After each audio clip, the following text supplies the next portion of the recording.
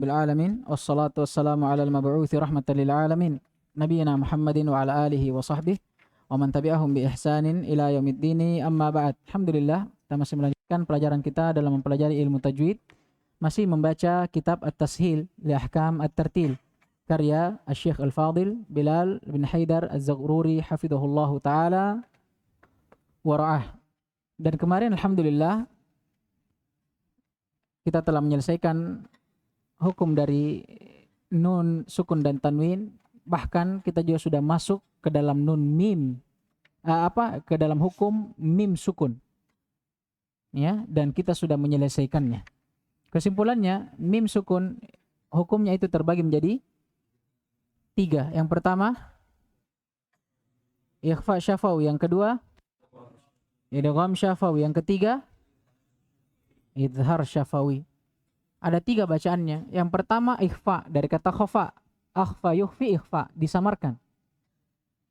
Yang kedua ada idgham, dari kata adghama yudghimu idgham, dileburkan. Suatu huruf dihapus, dihilangkan dan dimasukkan kepada huruf setelahnya. Itu namanya idgham. Adghama yudghimu idghaman, memasukkan. Dan yang ketiga ada al-idhar. Yang jelas dari kata adhara yudhiru idhara. Baik. Kalau ikhfa, kapan itu terjadi? Kapan terjadi ikhfa? Kalau ada mim sukun ketemu dengan ba, maka mimnya dibaca samar. Dan di sini berselisih para ulama tentang cara membacanya. Ada yang mengatakan dibaca dengan merenggangkan antara kedua bibir. Mim ba, atau bukan ya, afwan,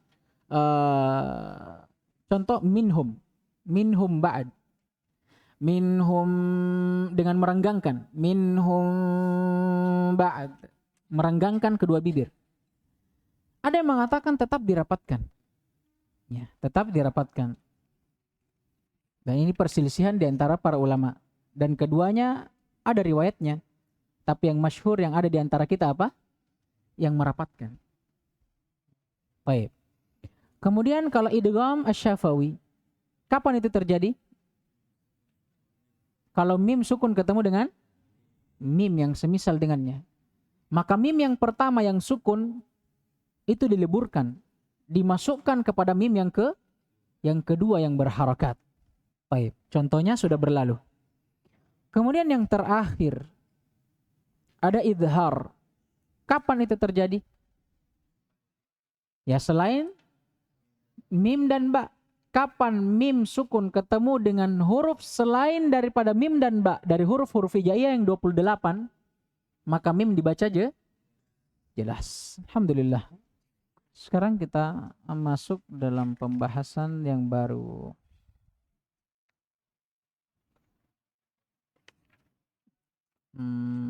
Baik.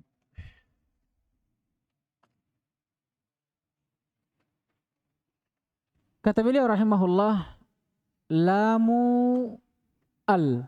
Ini tuh lamnya al. Al ini biasa dikatakan alif lam. Nah, sekarang pembahasannya lamnya alif lam ini. Apa hukum bacaannya? Kata beliau hafidhahullah, lamu al hiya lamun sakinatun zaidatun an bunyatil kalimati dakhilatan ala ismi wa hiya ma yu'abbaru anha bila. Lamnya al, dan al ini yang benarnya penyebutannya disebut dengan bunyinya al. Tidak boleh disebut alif lam. Fasihnya disebut al. Kenapa? Karena dia huruf yang murakkab. Memang datang dalam bentuk tersusun seperti itu. Sama dengan min, an, ila, ala. Kalau min, apa antum bilang? Mim wa nun. Anda, min. An, apa antum bilang? Ain wa nun. Anda, langsung an. Sama dengan al. Kata para ulama bahasa, yang afsah lebih fasihnya disebutkan dengan al. Langsung. Karena dia memang datang murakkab. Tersusun seperti itu. Nah, maka kata beliau lamnya al Dia adalah lam yang sukun tambahan pada bangunan suatu kata yang masuk kepada isim. Mengeluarkan apa? Fi'il dan huruf. Wahya ma yu'abbaru anha bilamit ta'arif. Dan lam inilah yang dinamakan dalam bahasa Arab dengan lamut ta'rif, lamul, yang memberikan makna ma'rifah. Contoh, rajulun. Apa maknanya? Seorang laki-laki.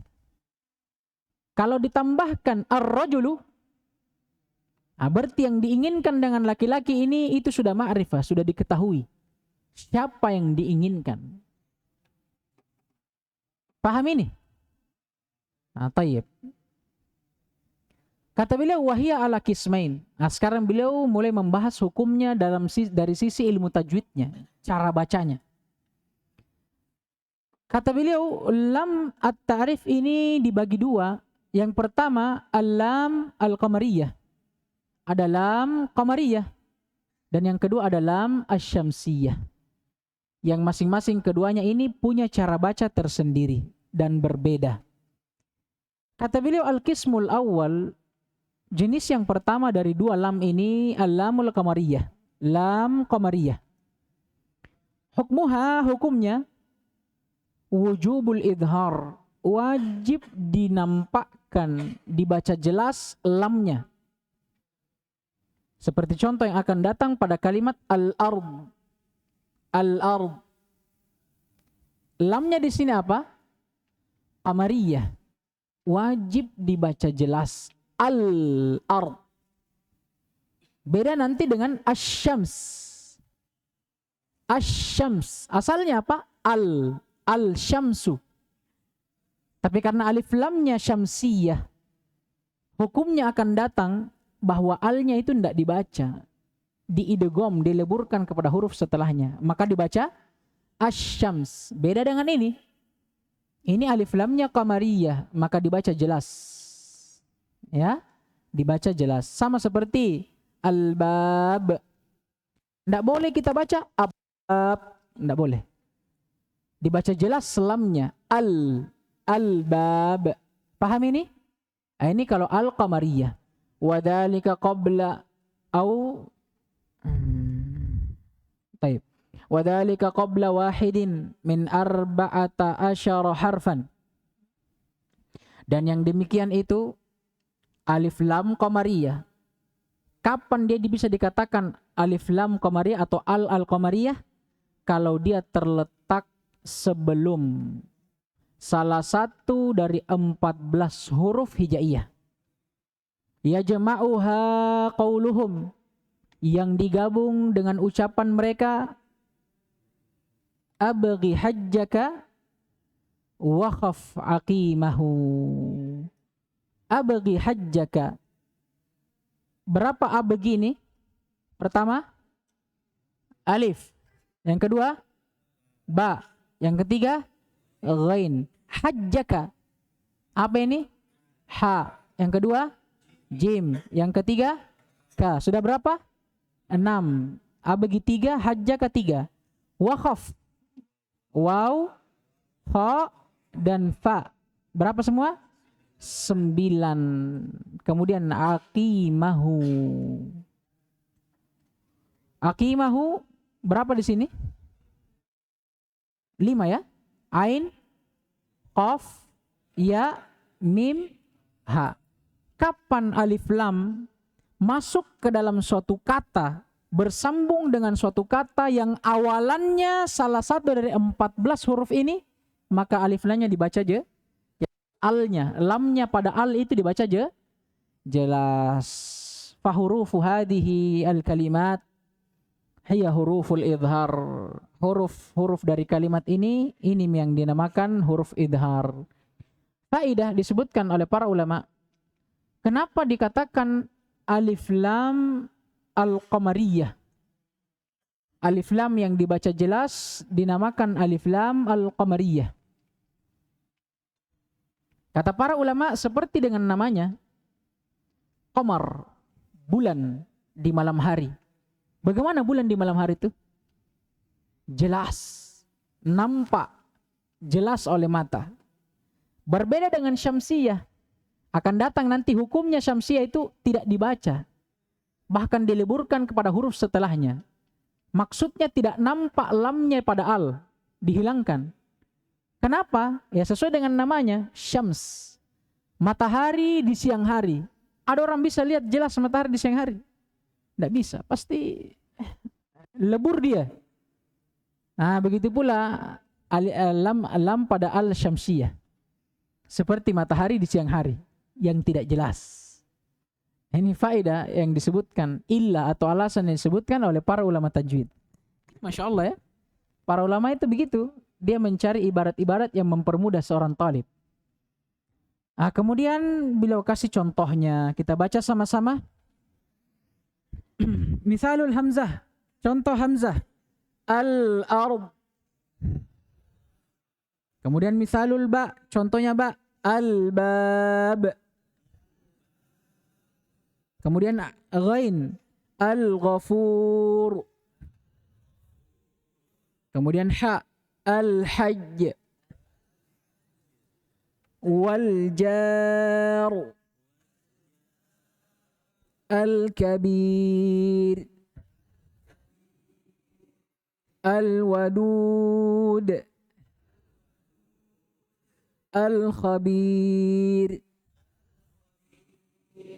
Al-fattah. Al-alim. Al-qadir. Al-yawm. Wal-mu'min. Al-huda. Masya Allah. Semua ini dibaca jelas. Ternyata. Baik. Kata beliau, wa inna ma summiyatil lamu al-madharah bil-lamil qamariyah tashbihan laha bilam al-qamar fa innaha madhar. Kata beliau, tiada lain lam yang jelas pada al ini itu dinamakan dengan lamul qamariyah. Itu tashbihan laha. Itu karena kemiripan dengannya. Bilam al-qamar. Dengan lamnya al-qamar. Lamnya al-qamar dibaca apa? Dibaca jelas. Makanya kata beliau, fa'innaha madharah. Dia dibaca jelas. Baik. Jelasin yang pertama. Kapan ada lam al yang ketemu dengan salah satu dari 14 huruf ini, maka lamnya al ini dibaca jelas. Al-qismu tsani, jenis yang kedua, al-lamu syamsiyah, lam asy-syamsiyah pada al. Hukmuha, kata beliau hafizahullah, hukumnya wujubul idgham, wajib diidgham. Idgham telah berlalu definisinya, bahwa idgham yang diinginkan dengannya apa? Menggabungkan satu huruf dengan huruf yang lain. Nah, ini secara bahasa. Adapun secara istilah, itu adanya huruf atau dua huruf yang bergandengan, yang pertama dari keduanya sukun dan yang keduanya diharakati. Maka digabungkan yang pertama ke yang kedua. Kemudian ditasydid, diberikan tanda. Kata beliau, وَذَلِكَ قَبْلَ وَاحِدٍ مِنْ حُرُوفِ أَوَائِلِ كَلِمَاتِ هَذَا الْبَيْتِ. Yang demikian itu, bacaan idgham itu terjadi apabila lamnya al itu terletak sebelum salah satu dari huruf-huruf dari awal kalimat yang akan disebutkan dalam bait. Kata seorang penyair, tib thumma sil ruhman tafuz dhif dha ni'am da'su adhannin zur syarifan lil karam. Tib. Mana hurufnya? Ta. Thumma syahidnya sil. Ruhman. Tafuz. Dhif. Dha. Ni'am. Berapa? Ta. Ta. Sa. Ra. Ta. Ba. Dha. Taib. 8. Da. Mana syahidnya? Su'a. Sin. Dhanni. Zur. Syarifan. Shin. Lil karam. Berapa ini? 14. 14 totalnya tuh? Berapa totalnya?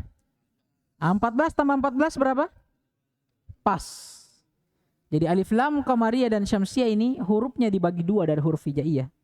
14 untuk qamariyah dan 14 yang lainnya untuk syamsiyah. Dan telah berlalu faidah kenapa dia dinamakan asyamsiyah. Baik. Nah, kita baca contohnya sama-sama.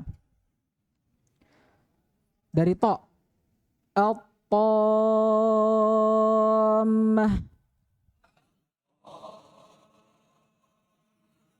Akan datang hukumnya kalau ada mat yang datang setelahnya huruf yang bertasydid. Itu dibaca 6 harakat. Sama seperti akhir dari surah Al-Fatihah. Waladdallin.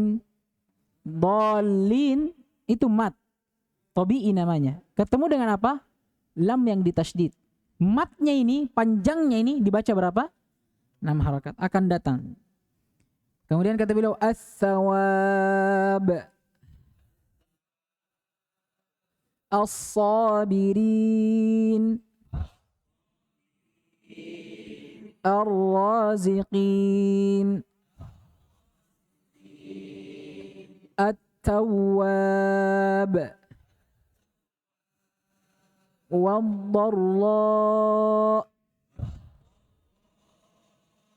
Wad-dhariyat. An-nas. Ad-din. As-salam. Al-dhan. Waz-zar'. Wash-syu'ara. Al-lail. Nah, ini semua. Kapan lam atau al bertemu dengan suatu kata diawali oleh salah satu dari 14 huruf ini, maka lamnya al dibaca idgham, dileburkan kepada huruf setelahnya. Kemudian kata beliau summiyatil lamul mudghamah bil lam asy-syamsiyah tashbihan laha bilamis syams fa innaha mudghamatun. Dinamakan lam yang diidgham pada al ini itu karena disamakan dengan lamnya asy-syams.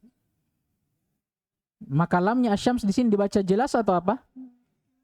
Dibaca idgham. Maka dia dinamakan idgham asy-syamsiyah. Jadi beda ya apa yang saya sebutkan tadi. Kalau ini dia bilang ke-14 huruf ini itu dibaca apalagi namanya idgham karena bentuknya sama dengan apa? Asy-syams.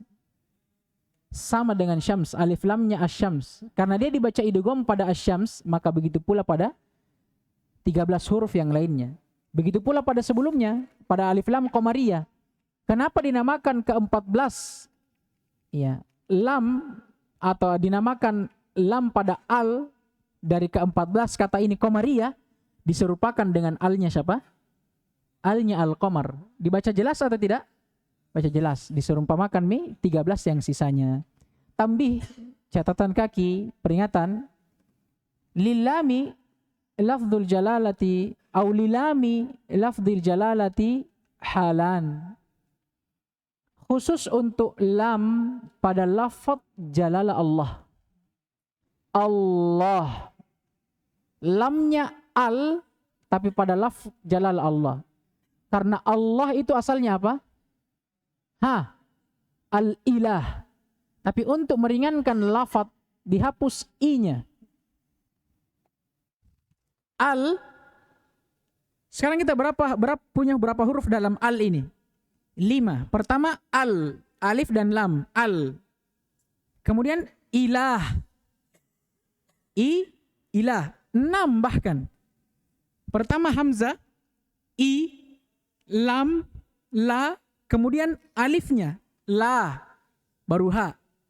Ilah ini berapa huruf dalamnya? 4. Ilah. Panjang lamnya. Paham ini? Ada alif pertama, baru lam, baru alif lagi. Ilah. Kemudian mati ha. Ilahun. 4. Kemasukan lagi alif dan lam. Al-ilahu. Berapa huruf? 6. Sekarang al-ilahu, kata para ulama bahasa, hamzah di sini terjepit di antara 2 lam. Berat dihilangkan. Menjadi apa? Tadinya al-ilahu, dihilangkan i-nya. Menjadi al-lahu. Paham ini? Paham enggak? Subhanallah. Mana papan tulis ini? Nggak usah, Mi. Nanti kita jelaskan. Berat memang kalau ada papan tulis. Sekarang al-ilahu, perhatikan. Kita punya dua kata yang berbeda. Pertama al. Ini bagian pertama. Yang kedua ada ilahun. Ada al, ada ilahun. Dimasukkan al kepada ilahun. Menjadi al ilahu. I-nya ini hamzanya terjepit antara 2 lam. Lamnya al dan lamnya apa? Ilah. Al-ilah. Terjepit ini i-nya ini. Untuk meringankan lafaz dihapus. Berarti yang tadinya al-ilah dihapus i-nya. Menjadi apa? Al-lah. Paham ini? Nah ini. Keadaannya ini ada 2. Yang pertama at-tafkhim, dibaca tebal lamnya pada Allah. Kapan itu? Wadzalika in kana ma qablaha maftuhan au madmuma. Kata beliau, lamnya al pada lafaz Allah itu dibaca tebal. Al. Kapan itu? Kalau sebelumnya lafaz Allah ini huruf berharokat fathah atau dhammah. Contohnya qala Allah. Qala. Kemudian bertemu dengan lafzul jalalah Allah. Qala, apa harokat terakhirnya? Fathah, ketemu dengan Allah. Bagaimana cara baca Allahnya? Tebal atau tipis? Tebal. Qala Allah. Nggak boleh lagi ada orang baca Qalallah. Sama orang kalau takbir dalam sholat, Allahu Akbar. Nggak ada Allah. Yang ada itu Allah. Paham ini? Nah ini. Yang kedua kalau dia di dhammah. Contohnya Rasulullah. Rasulullah. Nggak boleh Rasulullah. Dibaca tebal. Sama kitabullah, ainullah, semua itu tebal. Kenapa? Karena sebelumnya dhammah. Yang kedua kata beliau at-tarqiq, dibaca tipis. Kapan itu? Ya tinggal satu keadaannya. Wadzalika in kana ma qablaha maksura. Itu kalau apa yang sebelum lafaz jalal Allah itu dikasrah. Contoh lillah, bismillah, dibaca tipis. Jangan dibaca tebal. Bismillah. Ini alay sekali. Bismillah, enggak boleh. Karena yang dibaca tebal hanya kalau sebelum lafaz jalal Allah di fathah atau di dhammah. Baik, qala al-Imam Ibnu al-Jazari rahimahullah wa fakhimil lama min ismillahi an fathin aw dhammin ka Abdullahi. Kata beliau wa fakhim, tebalkanlah al-lam, lam dari nama Allah, ismul jalalah Allah, an fathin, kalau sebelum lafaz jalalah Allah itu fathah, au dhammin, atau sebelumnya dhammah. Contohnya ka Abdullahi, seperti Abdullah. Ya, pemahaman kebalikannya berarti apa? Kalau dia di kasrah dibaca tipis. Naktafi bihadzal qadar. Subhanakallahumma bihamdik asyhadu an la ilaha illa anta astaghfiruka wa atubu ilaik.